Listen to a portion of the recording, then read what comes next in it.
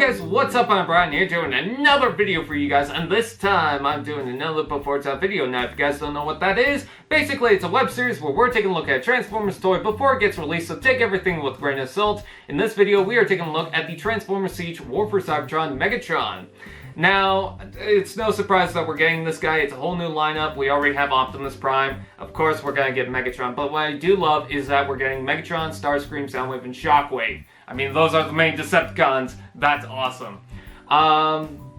So anyways, take a look at Megatron in his tank mode. It kind of reminds me of the War Within Megatron, that tank style. But what I do like is, you know, he does have the cannon sitting in the back, but he's also got this larger turret section that kind of works for it.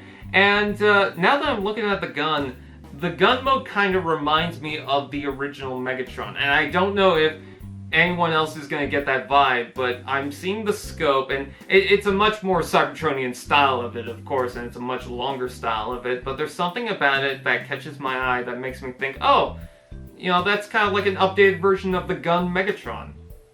I think that's pretty cool. But I do like the tank style. I like how he's got these big giant black blocks on the side. It kind of reminds me of the Scorpion tank from Halo.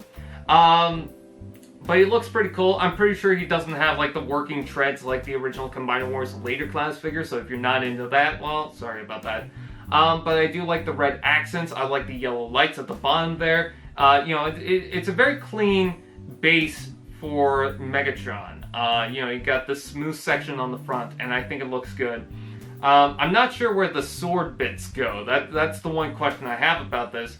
But with this alt mode, I like it. I like the detail. I like what's going on. Even though the top of the turret doesn't feel consistent with the bottom. Like, the bottom part has these smooth, the smooth design.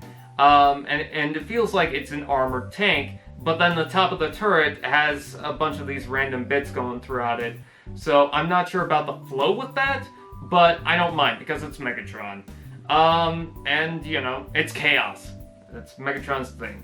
Taking a look at the robot mode, I will say that when we saw the display images, with these new War for Cybertron Siege figures, they have these markings and scars and paint applications to make them look a little beat up, which I do like.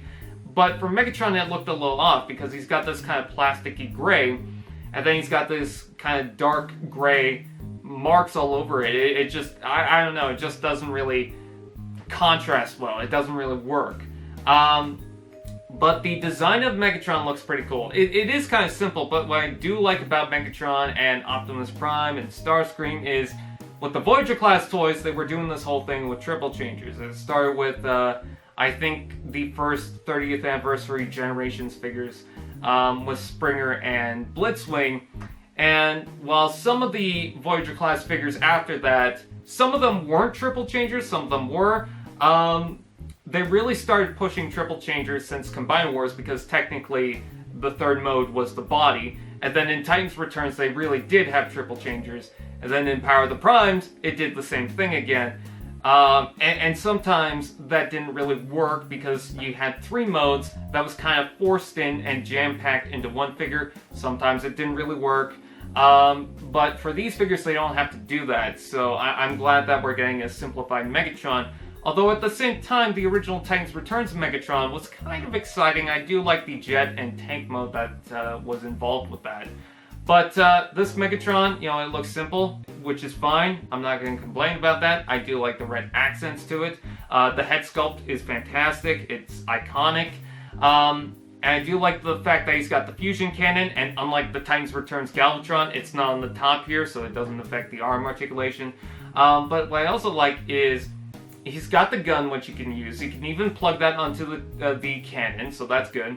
But he's also got these other pieces to form a sword, which kind of reminds me of the original War for Cybertron game, where Megatron and Optimus Prime had these giant swords. So, I mean, if you can somehow plug that onto the War for Cybertron Generations Megatron, that would be kind of cool, although I believe that the hands on that figure couldn't really work with the 5mm ports, so who knows, maybe get a third-party upgrade kit. I believe there's one out there. But anyways, yeah, I kind of like the sword, and I like the fact that all the weapons can combine. You know, you got different things to work with. He's got the Decepticon logo, which seems scratched up. I'm not sure if some people would have preferred an Autobot symbol just because of the IDW comics, but I think he works, and I like the darker colors in the legs and whatnot. You know, he's got some kibble on the back, but I think it works. So, am I going to get Megatron? I'm not sure right now, because it is a simple Megatron. It's another Megatron. Do I really need it? No, but do I want it? I kind of do. If I want to get the Optimus Prime, I might as well get the Megatron to go with it. So I guess we'll have to wait and see, but yeah, Megatron looks fine. With that out of the way, what's your opinions? Please comment below, let me know. Please like, comment, share, subscribe, all this fun dudeheads, and I will see you guys next time.